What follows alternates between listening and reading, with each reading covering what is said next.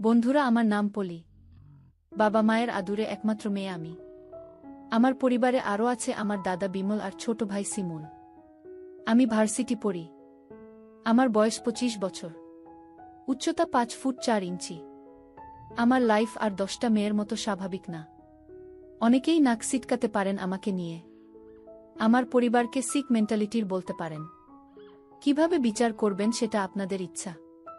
তবে জেনে রাখুন, আমি আমার পরিবারের প্রতিটি সদস্যকে মন প্রাণ সবকিছু দিয়ে ভালোবাসি। আর কথা না বাড়িয়ে গল্প শুরু করছি। আজ আমি আপনাদের যে ঘটনাটি বলব সেটি হলো আমার হারানোর গল্প। তখন আমার বয়স 19। তখন আমি কলেজের ফার্স্ট ইয়ারে পড়ি। শিমুল ক্লাস 9-এ পড়ে। শিমুল আর আমি পিঠাপিঠি ভাই বোন। শিমুলকে আমি বোকা ভাবতাম, কারণ ও সব সময় বোকা হয়ে থাকত। আমরা দুইজন একই রুমে থাকি। শিমুল ভূতের গল্প পছন্দ করে। শিমুল যখন ছোট ছিল তখন আমি ওকে ভূতের গল্প পড়ে শোনাতাম। শিমুল ভূত এবং ভূতের গল্প ভয় পায়। শিমুলকে যখন ভূতের গল্প শোনাতাম তখন গল্প শুনে ভীষণ ভয় পেত, কিন্তু তারপরেও গল্পগুলো শুনত। কলেজে উঠার পর আমার সব কিছু চেঞ্জ হতে থাকে। কলেজের ছেলেগুলো সব সময় আমার পেছনে লেগে থাকত। আমি কাউকে পাত্তা দিতাম না, কারণ আগে আমি মনে করতাম আমার পরিবারের সবাই খুব শালীন। আমার উচিত আমার পরিবারের রেপুটেশনের লিগ্যাসি বজায় করা। একদিন শিমুল কোনো এক হরর মুভি দেখে ও ভীষণ ভয় পায়। এতটা ভয় পায় যে নিজের বিছানায় একা ঘুমাতে ভয় পাচ্ছিল। শিমুল আমার কাছে এসে রিকোয়েস্ট করে যাতে আমি ওর সাথে গিয়ে ঘুমাই। আমি প্রথমে ওকে নিয়ে খুব হাসাহাসি করি, কিন্তু আমি দেখি ও সত্যিই ভয় পেয়েছে। কিছুতেই একা ঘুমাতে যাবে না। কিছু উপায় না পেয়ে আমি ওর সাথে শুতে গেলাম। আমার উদ্দেশ্য ছিল এই যে শিমুল ঘুমিয়ে পড়লে আমি নিজের বিছানায় ফিরে আসব। শিমুল আমাকে ধরে শুয়ে পড়ে। অনেকক্ষণ হয়ে গেলে আমি ভাবলাম শিমুল ঘুমিয়ে পড়েছে। নিঃশব্দে ওর বিছানায় ছেড়ে নিজের বিছানায় চলে এলাম। কিছুক্ষণ পর শিমুল ঘুম থেকে উঠে বসে আমাকে বিছানায় না দেখে কান্না শুরু করে দেয়। আমি নিজের বিছানায় ছেড়ে ওর কাছে গেলাম। ও আমাকে শক্ত করে ধরে কাঁদতে থাকে। শিমুল আমাকে জিজ্ঞাসা করে আমি কেন ওকে একা ফেলে চলে গেছিলাম। আমি জবাব দিলাম, শিমুলের বিছানায় ছোট, এখানে দুজন পাশাপাশি ঘুমানো যায় না, তাই আমি উঠে গেছিলাম। শিমুল বলতে থাকে আজ রাতটা কষ্ট করে ওর সাথে ঘুমাতে। ও ভীষণ ভয় পেয়ে আছে। আমি কোনো উপায় দেখলাম না। শিমুল কিছুক্ষণ পরে অদ্ভুত আচরণ করতে লাগল। আমি অবাক হয়ে গেলাম। এরপর শিমুলকে কিছু না বলে ঘুমিয়ে পড়লাম। এর কিছুদিন পর আমরা এক ছুটিতে পরিবার নিয়ে কক্সবাজার ঘুরতে গেলাম। গিয়ে একটা হোটেলে উঠলাম। তখন প্রচুর ভিড় থাকায় বাবা শুধু 2টো রুম ভাড়া নিতে পারলেন। বাবা আর মা নিজেদের জন্য একটা রুম নিলেন, আর আমাদের 3 ভাই বোনদের জন্য অন্য রুমটা দিলেন। আমরা সারাদিন দর্শনীয় স্থান ঘুরলাম। সন্ধ্যায় ক্লান্ত হয়ে হোটেলে ফিরলাম। ফ্রেশ হয়ে খাওয়া দাওয়া সেরে যে যার রুমে চলে গেলাম ঘুমানোর জন্য। রুমে 2টো ডাবল বেড ছিল। একটাতে আমি শুলাম আর অন্যটাতে শিমুল আর দাদা। আমরা সবাই ক্লান্ত ছিলাম, তাই বিছানায় শুতেই চোখে ঘুম চলে এলো। দাদা ঘুমিয়ে গেছে। আমারও ঘুম ধরেছে। এমন সময় শিমুল আমার কাছে চলে এল। ও বল, দাদার সাথে ঘুমাবে না? আমি বললাম, তাহলে আমার পাশে এসে ঘুমিয়ে পড়। বাইরে বৃষ্টি হচ্ছিল। পরিবেশটা ঠান্ডা ঠান্ডা ছিল। শিমুল আবার অদ্ভুত আচরণ করতে লাগল। দাদা উঠে যাবে মনে হতেই শব্দ আটকাতে চেষ্টা করি, কিন্তু আমি কিছুতেই শব্দ না করে থাকতে পারছিলাম না। বাইরে কোথাও শব্দ করে বাজ পড়ল। বাজের শব্দে দাদা জেগে যায়। পাশে শিমুলকে না দেখতে পেয়ে আমার বেডের দিকে তাকাতে আবছা অন্ধকারে আমাদের দেখতে পায়।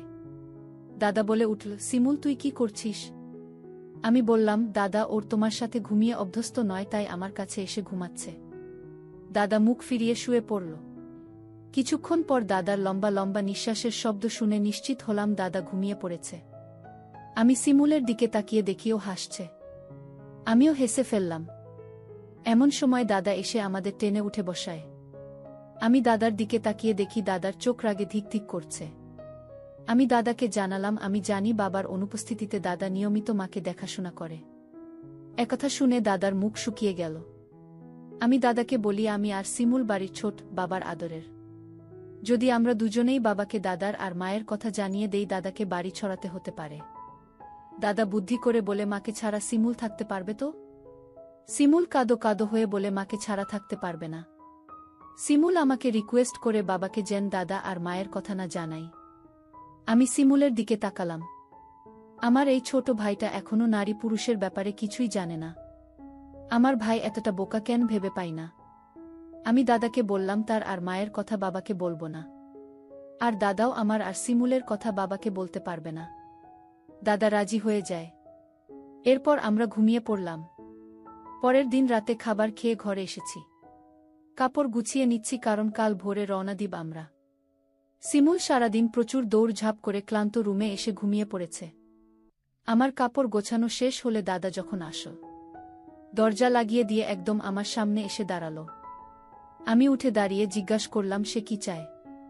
দাদা আমাকে যা বলল শুনে লজ্জায় পড়ে গেলাম। মা নাকি দাকে জিজ্ঞাসা করেছে গতকাল রাতে কি হয়েছিল।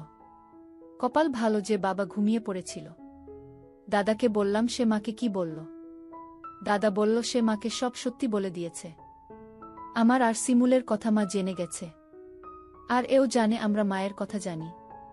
মা বলেছে নিজেদের কথা যাতে নিজেদের ভেতরেই থাকে, বাবা যেন না জানতে পারে।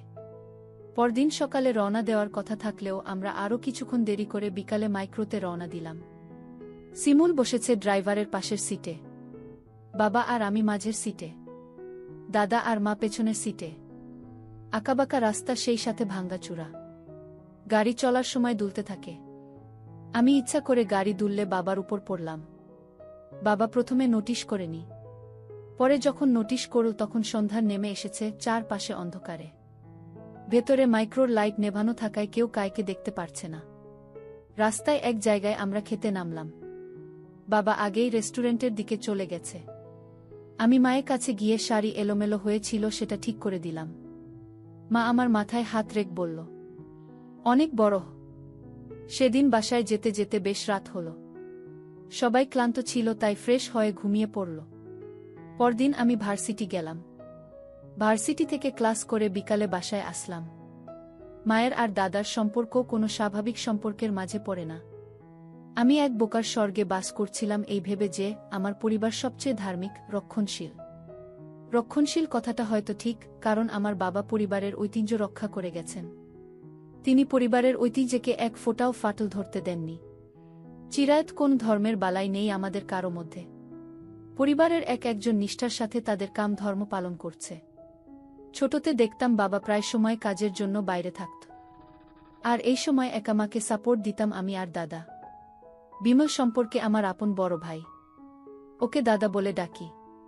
দাদা ছোট থেকে মায়ের নেওটা ছিল। মাকে ছাড়া কিছুই বুঝত না। সবসময় মায়ের পিছে ঘুর ঘুর করত। হিংসা হতো আমার। মা কেন ওকে বেশি ভালোবাসবে? যদিও মায়ের ভালোবাসার অভাব বাবা পূরণ করে দিয়েছিল।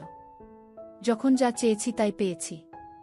বাবা সবসময় আমার মাথার উপরে ছাদ হয়েছিল।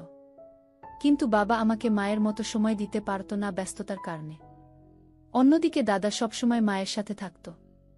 মাকে বেশি ভালোবাসা জানতাম বলেই হয়তো মায়ের প্রতি দাদার পরিবর্তনগুলো আমি ধরতে পারিনি। দাদা তখন হাই স্কুল পাশ করেছিল, রেজাল্টে খুব ভালো মার্ক এসেছিল। আমিও ভালো রেজাল্ট করেছিলাম, তবে দাদার মতো অতটা ভালো না। মন খারাপ ছিল। আমি মাথা নিচু করে রেজাল্ট কার্ড টেবিলে রেখে চলে এসেছিলাম। বিষয়টা কেন তখন স্বাভাবিক মনে হয়েছিল জানি না, কিন্তু আজ ভাবলে সেই মা ছেলের ভালোবাসার অন্য মানে দাঁড়ায় আমার কাছে। দাদা আর মায়ের আহ্লাদ আমার কখনো পছন্দের ছিল না, তাই মন খারাপ করেই আমি সেখান থেকে চলে যাই। সেদিন সেখানে থাকলে হয়তো আরও কিছু বুঝতে পেতাম। অথবা তারা আমার জন্য সেদিনের মা ছেলের ভালোবাসায় ক্ষান্ত দিত। যে কারণেই হোক সেদিন আমি সেখানে ছিলাম না। নিজের রুমে এসে দরজা আটকিয়ে অনেক কেঁদেছিলাম। আর অন্যদিকে আমার মা আর দাদা নিজেদের মধ্যে এতটাই ব্যস্ত ছিল যে আমার খোঁজ নেবার হুঁশ হয় রাতের খাবারের সময়। দাদা অনেকটা গর্বের সাথেই সব ঘটনা বর্ণনা করেছিল। এটা ঠিক যে দাদা মাকে অসম্ভব রকম ভালোবাসে। এমন তীব্রভাবে হয়তো বাবাও মাকে ভালোবাসে না। অনেকক্ষণ পুরনো ইতিহাস বললাম, এবার মূল ঘটনায় যাই। দাদার বর্ণনা অনুযায়ী মা দাদাকে অনেক ভালোবাসে। মা দাদাকে হাতে কলমে দুনিয়ায় চলা শিখিয়েছে। শুনতে অদ্ভুত মনে হলেও এমনটাই ঘটেছিল। মা দাদাকে সব কাজ নিজে হাতে করাতেন, সেটা সকাল বেলার ব্রাশ করা হোক বা রাতে মাস্টার মশায়ের দেওয়া অসম্ভব অঙ্কের সমাধান। এটা নিশ্চিত যে মা একজন শিক্ষিত চালাক মহিলা। বয়সের সাথে সাথে তার বুদ্ধি কিছুটা হ্রাস পেতে পারে, তবে সে যে একসময় চতুর এক মহিলা ছিল সেটা খুব সহজেই আমি অনুমান করতে পারি। আমার মা হালকা পাতলা গড়নের ছিলেন। মায়ের দৈনন্দিন পোশাক ছিল শাড়ি। তিনি সবসময় হালকা সাজগোজ করতেন, দেখা যেত সুন্দর করে চুল আঁচড়িয়ে খোপা করলেন অথবা বেনি করে তাতে তাজা কোনো ফুল চেপে দিলেন। মা চোখে কাজল দিতেন আর সবসময় কপালে ছোট্ট করে একটা টিপ। মায়ের হাতে কাচের চুড়ি আর পায়ে নুপুরের শব্দের সারা বাড়িতে মায়ের উপস্থিতি নিমিষেই বোঝা যেত। যার বাড়িতে এমন সুন্দরী রমণী আছে স্বভাবতই মানুষের ভিড় লেগে থাকার কথা। কিন্তু আমাদের বাড়িতে এমন কিছুই ছিল না। একটা কাজের লোক পর্যন্ত না। মাকেই সব কাজ করতে হতো। তাই আমরা স্কুল থেকে ফিরলে মাকে সাহায্য করতে নেমে পড়তাম। মা সবসময় দাদাকে তার কাছে কাছে রাখত। আমাকে মা কখনো এতটা কাছে নেয়নি যতটা দাদাকে নিত। অথচ আমি মেয়ে ছিলাম। মায়ের সংকোচ দাদার সাথে থাকার কথা, অথচ সে সংকোচ দেখাতো আমার সাথে। দাদার ভাষ্যমতে ক্লাসে সেদিন হিউম্যান রিপ্রোডাকশন নিয়ে ক্লাস নিয়েছিল। দাদা ক্লাসে পড়ার আগামাথা বুঝলেও মায়ের কাছে বিষয়টা জানতে চায়। একটা হাই স্কুল পড়ুয়া ছেলেকে আর যাই হোক মানুষ সম্পর্কে জ্ঞান দেবার কিছু নেই। আজ সেই প্রতীক্ষিত রাত, যার জন্য মা নিজেকে আর তার ছেলেকে প্রস্তুত করছিল। তাদের বর্ণনায় এটা হল মা আর ছেলের পবিত্র ভালোবাসা। মনে প্রশ্ন জাগতে পারে, বাবা এই সময় কোথায় ছিল? আপনার বুদ্ধি প্রখর হলে বুঝতে দেরি হবার কথা না যে দাদা যেখানে রোজ রাতে মায়ের সাথে ঘুমাত সেখানে মায়ের কষ্ট পূরণ করতে আমি বাবার সাথে ঘুমাতাম। তবে বাবাকে আমি কখনোই অন্য দৃষ্টিতে আমাকে দেখতে দেখিনি। একটা বাবা আর মেয়ের মাঝে যতটুক পবিত্রতা থাকা দরকার ছিল ততটুকুই পবিত্র ছিল আমার আর বাবার সম্পর্ক। সময় কেটে গেছে অনেক দিন, হয়তো মাস, হয়তো বছর, ঠিক মনে নেই। এর মাঝে এমন কিছু ঘটনা ঘটে গেছে যাতে করে আমার আর বাবার সম্পর্ক অনেকটাই পরিবর্তন হয়ে গেছে। বাবা আর আমাকে আদরের ছোট্ট মেয়েটা ভাবে না। আমি বাবাকে আর আগের মতো সহজভাবে নিতে পারি না। আমাদের বাবা মেয়ের পবিত্র সম্পর্ক এখন আগের মতো নেই। বাবার তার প্রফেশনাল লাইফের শুরুর দিকে ডিলারশিপের কাজ করত। ধীরে ধীরে আয় বাড়াতে থাকলে এক সময় ইম্পোর্ট এক্সপোর্টের ব্যবসায় হাত দেয়। ইম্পোর্ট এক্সপোর্টের ব্যবসা বড় হতে থাকলে তার এক বিদেশি বিজনেস ফ্রেন্ডের পরামর্শে এমুনেশন ব্রোকারেজের কাজও শুরু করে। বলা বাহুল্য বাবাকে প্রচুর ব্যস্ত থাকতে হয়। বাবার মায়ের বয়সের ফারাক 1-0 বছরের মতো। শুরু থেকে দেখেছি মা সবসময় বাবাকে ভয় পেয়ে চলত। বাবার সাথে কখনো হাসি তামাশা করতে দেখিনি। বাবাও পারতপক্ষে মাকে এড়িয়ে চলত। মায়ের কাছে শুনেছি দাদা বা সিমুলের জন্মের পর বাবা খুব একটা খুশি না হলেও আমার জন্মের পর অনেক খুশি হয়েছিলেন। গম্ভীর কাজ পাগল বাবা আমাকে নিয়েই সবসময় ব্যস্ত থাকতেন। ছোটবেলা থেকেই বাবাকে অনেক ভালোবাসি। বলা যেতে পারে বাবা আমার সুপার হিরো। বাবা আর মায়ের সম্পর্কে একটা দূরত্ব ছিল। আমি বয়স হবার পর থেকে বিষয়টা লক্ষ্য করি। ট্যুরের আগে বাবা মায়ের মাঝে কিছু একটা নিয়ে ছোটখাটো ঝগড়া হয়েছিল। ট্যুরের শুরু থেকেই বাবা এক প্রকার ডিস্টার্বড ছিল। ফেরার পথে আমি বাবার পাশে বসেছিলাম, তাই সেটা ভালোভাবেই লক্ষ্য করি। আমার মাথায় তখন অন্য কথা কাজ করছিল। গাড়ি চলতে শুরু করলে পেছনের অন্ধকারের ভেতর থেকে মা আর দাদার হাসাহাসির শব্দ কানে আসছিল। ড্রাইভার মা ছেলের খুনসুটি মনে করলেও আমি ঠিকই বুঝতে পারছিলাম ওরা পেছনে কি নিয়ে হাসাহাসি করছে। কিন্তু আমার ভয় হচ্ছিল যদি কোনোভাবে বাবা বুঝতে পারে বা কোনো কারণেই হোক যদি পিছে তাকায় আর ওদেরকে দেখে ফেলে, তাহলে আমাদের পরিবারের কি হবে? এক মুহূর্তে সব ভেঙে যাবে। বাবা যাতে পেছনে না তাকায় সেজন্য আমি বাবার সাথে এটা ওটা নিয়ে কথা শুরু করার চেষ্টা করলাম। কিন্তু বাবা তাতে গুরুত্ব দিচ্ছিল না, বরং মাকে মাঝে মাঝে এটা ওটা জিজ্ঞাসা করতে লাগল। মা এক প্রকার উভয় সংকটে পড়ে গেছে। দাদাকে যেমন সামাল দিতে হচ্ছে তেমনি বাবাকেও ম্যানেজ করতে হচ্ছে। আমি বাবার পাশেই বসেছিলাম। শুরুতে বাবা বিষয়টা বুঝতে পারেনি হয়তো, কিন্তু যখন বুঝতে পারল যে আমি হয়তো ইচ্ছা করে অদ্ভুত আচরণ করছি তখন একবার জিজ্ঞাসু দৃষ্টিতে আমার দিকে তাকালো। আমি মাথা নাড়ালাম কিছু না এই বলে। বেশি বাড়াবাড়ি করে ফেলেছি ভেবে বাবার কাছ থেকে একটু দূরে সরে বসলাম। আমাকে অবাক করে দিয়ে বাবা অদ্ভুত আচরণ করতে লাগল। বাবাকে ধরে বাবার সাথে গল্প করতে থাকলাম। কতক্ষণ হবে জানি না। সারাদিনের ক্লান্তিতে চোখ লেগে এসেছিল। আমি ঘুমিয়ে পড়েছিলাম। ঘুম ভাঙ্গে বাবার কথায়। পেছনের সিট থেকে দাদা আর মায়ের শব্দ শুনতে পাচ্ছিলাম। দাদা আর মা যদিও এটা ওটা কথা বলছে, আমি চাইলে এই মুহূর্তে রাগারাগি করতে পারি, কিন্তু এতে করে পেছনে থাকা দাদা আর মা বুঝতে পারবে। এমনটা আমি কিছুতেই হতে দিতে পারি না। আমি জানালা দিতে মুখে পানি ছিটিতে নিলাম। ঘুম ভাবটা একটু কেটে গেল। তারপর আবার বাবার কাছে গিয়ে বসলাম। আমি কতদিন পরে এমন ট্যুর দিলাম বলতো খু বাবা, অনেক দিন পর। কাজের ব্যস্ততায় তোকে সময় দিতে পারছি না। আরেকটা দিন তারপর কাজ থেকে রিটায়ার্ড নিয়ে নেব খু আমি। বাবা, তুমি ব্যবসা করো।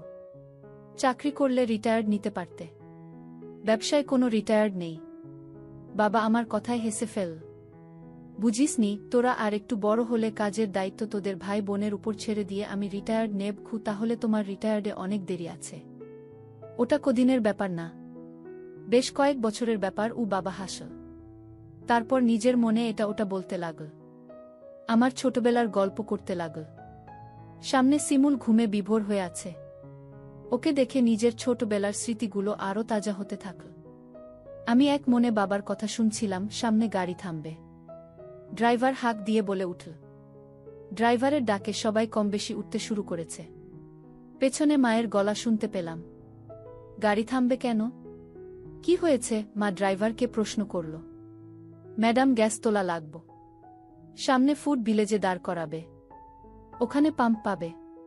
এর মাঝে কোথাও থামানোর দরকার নেই গি। কিন্তু ম্যাডাম, তেলে তো কুলাবে না গি। এটা বাইফুয়েল গাড়ি। আমাকে শেখাতে এসো না। গ্যাস শেষ হয়ে গেলে পেট্রোলে চালাবে। মায়ের কথা শুনে ড্রাইভার একদম চুপ হয়ে গেল। সুন্দর ঘুমের 12টা বাজিয়ে দিল। মার আগে গজগজ করতে করতে বলল, মা কই তুই? মায়ের ডাকের জবাব দেবার মতো কোনো পরিস্থিতি নেই আমি। কিরে, ঘুমালি নাকি? ঘুমাবি তো। সারাদিন লাফালাফি করলে জেগে থাকবি কি করে? জবাব না পেয়ে মা হয়তো ধরে নিয়েছে আমি ঘুমিয়ে গেছি। মা বাবাকে উদ্দেশ্য করে বলল, মেয়েটাকে চাদর উড়িয়ে দিন। ধরুন মা হয়তো বাবাকে চাদর দিয়েছে, সে